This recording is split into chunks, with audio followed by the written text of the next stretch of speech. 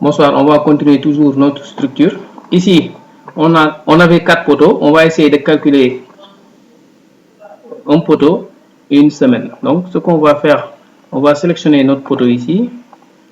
Notre poteau que nous voulons calculer, on va ici venir sur dimensionnement des éléments BA, structure, prendre en compte la sélection parce qu'on a sélectionné un seul poteau. Ici aussi, on a sélectionné poteau, donc on fait directement calculer. Donc, on attend un peu pour qu'il puisse basculer vers de CBS vers robot structural analysis. Donc, je vais essayer de basculer.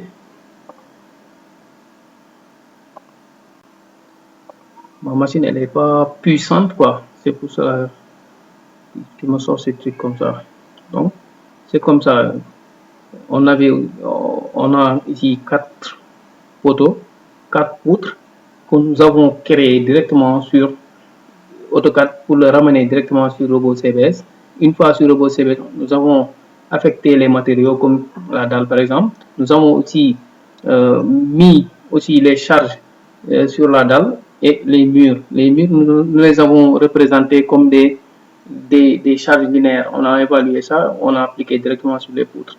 Donc, après calcul complet, nous avons essayé de calculer cette poutre. Si vous voyez le cours numéro 3, cette poutre, et pour faire la différence avec cette poutre. Donc, cette poutre récupère non seulement la dalle, mais aussi un mur dessus. Donc, c'est différent avec cette poutre qui ne reprend qu'un mur dessus. Donc, on va. Donc, une fois ici, sur robot structural analysis, donc on sélectionne ici notre nom de poteau. Bon, supposons on met K1. Donc, toujours ici, on sélectionne notre poteau ici. Les codes de niveau ici, c'est déjà fait parce qu'on avait, si vous vous rappelez bien, cours numéro 1, hauteur étage, on avait mis 3 mètres. Donc, ça, c'est automatique. Les fissurations aussi, vous pouvez les sélectionner ici. Si on a un poteau qui est, par exemple, exposé, vous pouvez sélectionner d'ici préjudiciable ou même très préjudiciable. Ça dépend de votre projet. Donc, ici aussi, on va sélectionner béton B25 parce que par exemple, on a une résistance à la compression à 28 jours qui est égale à 25 MPa, donc on prend B25.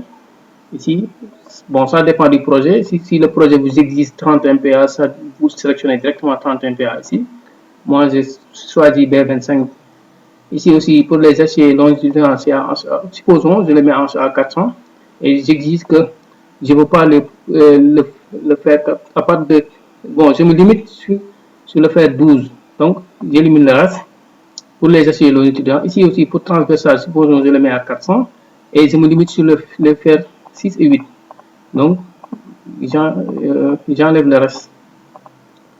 Ça, donc c'est OK. Enrobage ici, en compression simple. Bon, il n'y a pas de souci. On laisse comme ça. Ici, enrobage à l'armature transversale, ça veut dire au niveau du cadre. Donc, on met 2.5. C'est très normal. On pouvait prendre 3, ça dépend, mais si on a un enrobage de 2,5, vous le faites ici. À part de C ici, enrobage, vous le fixez si c'est possible. Donc, faites OK. Ici, pour les armatures ici, tout ça c'est OK. Parce que les barres d'angle, on pourrait choisir 10 ou 12, mais on laisse comme ça. Le logiciel va s'en charger. Donc, c'est comme ça. Ça, c'est juste les attentes de liaison. Les attentes, si on avait, par exemple, un autre étage, on pourrait prévoir des attentes ici. Ça dépend, on met la longueur ici. Et puis le reste, le logiciel va s'en charger. Donc, on fait directement le calcul. Donc, une fois fini, on vient ici, en bas à droite, plan d'exécution. Donc, on met notre plan d'exécution avec 4 HAD 10. On a 20 cadres en HAD 6 de longueur 52 cm. Donc, c'est comme ça. Ici aussi, on a des HA 400, 7,58 kg. Donc, notre cas, le période, c'est ça. Donc, c'est bon pour le calcul de période. Comme vous le voyez là-bas, ici, le 20 là, ça représente la dalle. On avait une dalle de 16 plus 4. Donc, on a cette 20 là qui représente la dalle. La hauteur sous poutre, c'est 2,70 m parce qu'on avait une poutre de 40. C'est ça. Donc, c'est exactement ça. Donc, on ferme. Pas la peine d'enregistrer. Donc, on va revenir sur le niveau moins 1 ici, fondation. Donc, on va sélectionner cette semelle. On va essayer de calculer aussi cette semaine rapidement. Donc, c'est toujours sélectionné ici, semaine isolée. Je calcule avant que ça.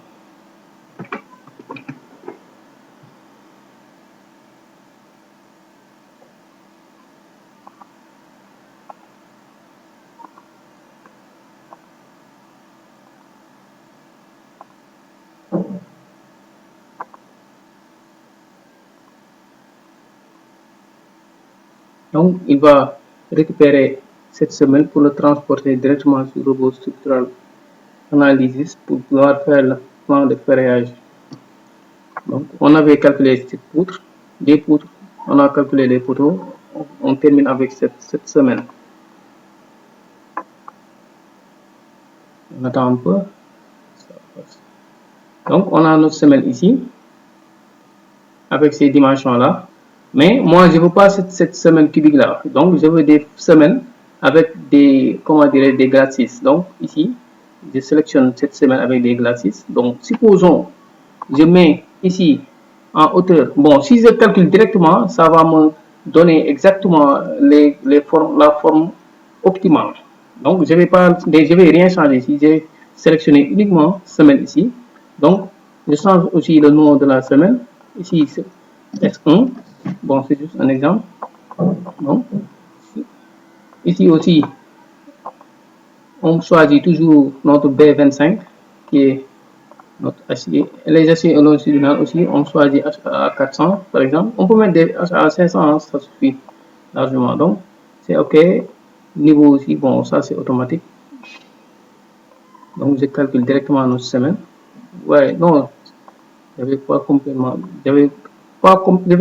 oublié de mettre appliqué. J'ai sélectionné cette forme avec des glacis, mais j'avais complètement oublié de mettre appliqué ici. Donc, j'applique. Si j'applique, je lance cette calcul directement. Donc, il m'a donné des semaines de 70. Mais moi, je ne veux pas cette forme. Pourquoi? Parce que ici, il m'a mis en H3 égale à 0,25 qui est égal à 0,25 aussi en H1. Ça veut dire que j'ai pas de glacis. Moi, donc, je vais essayer de fixer ici. Supposons, je mets 15 ici en H3. Je fais appliquer. Donc, je vais essayer de recalculer encore. Voyez, donc, c'est toujours bon, mais je vais essayer aussi de changer un peu ici. Non, je vais changer A et B. J'avais complètement oublié ici. On a des pots de 15. Donc, supposons je mets 0,20 ici et 0,20 ici. Donc, vous voyez, notre semaine est en train de changer ici. Je fais appliquer. Donc, je recalcule ici. Vous voyez, il m'a complètement changé la semaine. Donc, même si je ne fixe pas ici, je fais appliquer. Je calcule. Il me met toujours le 25. Mais moi, je ne veux pas ces cubiques. Donc, je change pour économiser du béton ici. Je mets, supposons 15, parce qu'il n'y a pas de charge. La charge, elle n'est pas aussi importante que ça. Donc, je calcule et je fais plan d'exécution. Vous voyez. Donc, ici, on a notre plan d'exécution. Ici, il nous a mis des HA de 6 parce que bon, c'est très normal. Notre semaine n'a pas de charge. Donc, mais on pourrait aussi changer ici pour dire que moi, j'ai pas besoin, j'ai besoin des espacements de 15. Ça dépend ici. Les semaines, par exemple, vous pouvez venir ici changer l'espacement entre les barres.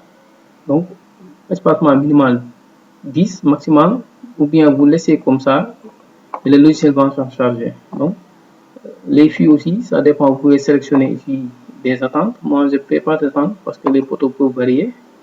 Donc, OK. Les options, non, attends, ici. Le ferraillage ici, il m'a mis des HA de 6. Donc, j'élimine ici HA de 6. Et je vais essayer de calculer. Donc, vous voyez, il a changé, il a mis 6 HA de 8. Donc, ça, c'est OK. 6 HA de 8. Bon, en termes de profondeur aussi, on avait mis 1,20 m. Si vous vous souvenez bien du cours de 1,20 m ici, les 1,20 m sont là. On a une semaine de 25 par exemple. Donc, avec ces 25, 1,20 m plus 25 plus 5, 5 ici c'est béton de propriété, plus 15 ça fait 20, plus